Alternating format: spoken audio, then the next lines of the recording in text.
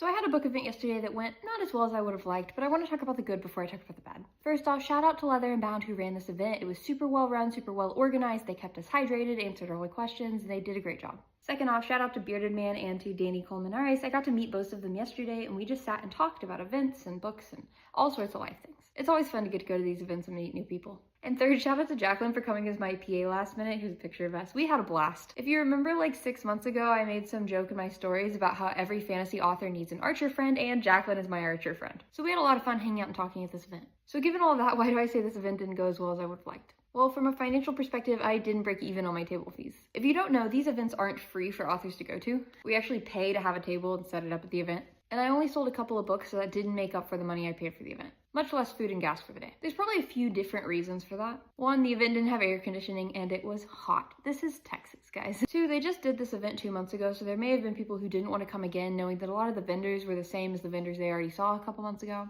And three, I only have one book out so far, so that makes these events harder to make a profit at, because I only have one book to sell.